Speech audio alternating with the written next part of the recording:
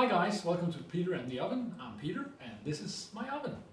Today we're going to be making ciabatta bread, or actually I'm going to do like ciabatta rolls. This is a classic Italian recipe and it just works. I'm going to do it with it's called a poulish, where you mix some of the ingredients beforehand and let that sort of rise for about 8 hours. So I'm going to dive right into it. I'm going to add water. The recipe is going to be in the description. And I forget how much. 6 grams, I think, of yeast. I'm going to dissolve the yeast in here. Just takes a few seconds. This is, normally you would use lukewarm water, but this is just cold water. It doesn't really matter because it's going to sit on the counter for 8 to 12 hours. Okay, so 300 grams of flour. Whoop. And if you can avoid splashing all over the place, that's preferable. And then some salt. I think it's about 10 grams. And then I'm just going to mix this together. I'm not going to knead it or anything, it's just going to be mixed together. Just make sure there are no sort of dry lumps of flour still in it.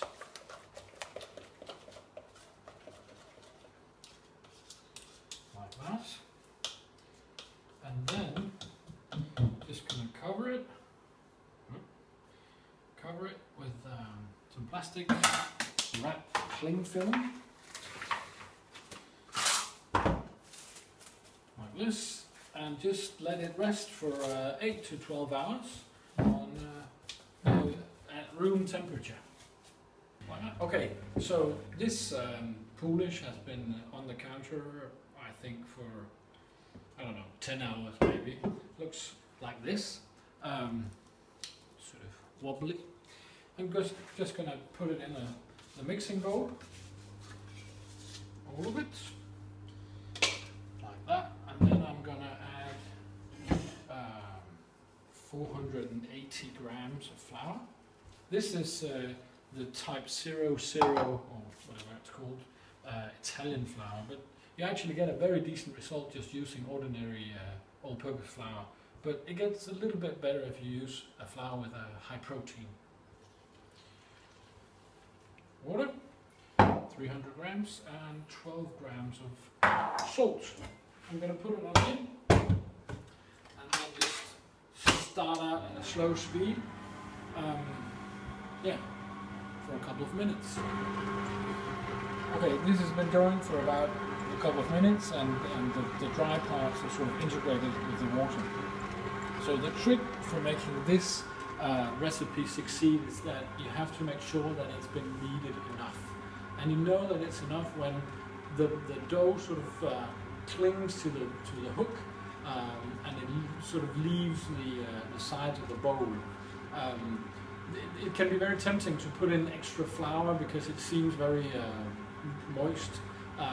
Avoid the temptation, because once the gluten, the protein in the flour starts to form the network, then it'll come together quite nicely.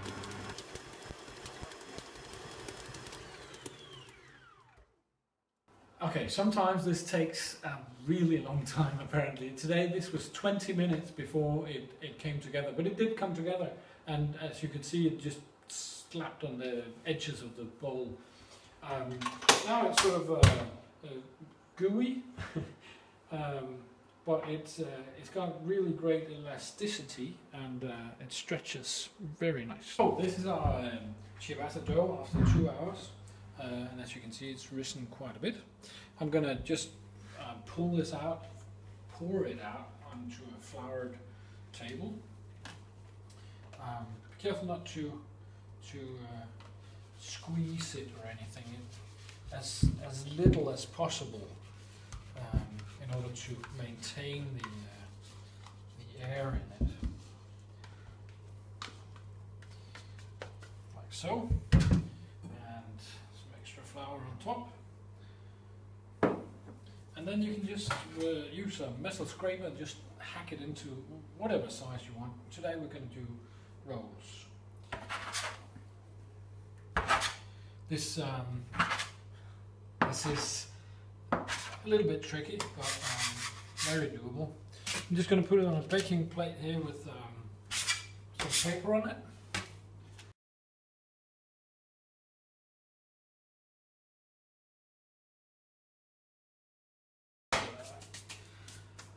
And this just goes directly into the oven. The oven is at 240 degrees centigrade, and there's a baking stone in there. And if you don't have a baking stone, you can just put it in a baking plate and let that get really, really warm. Yeah.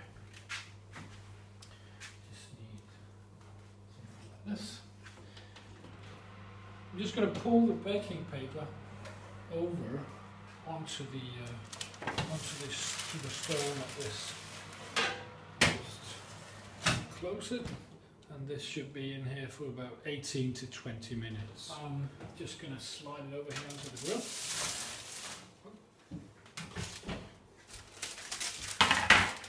And let that cool for, feels nice and light, let that cool for 20, 30 minutes.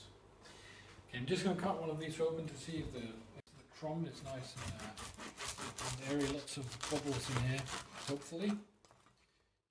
Looks good, feels good.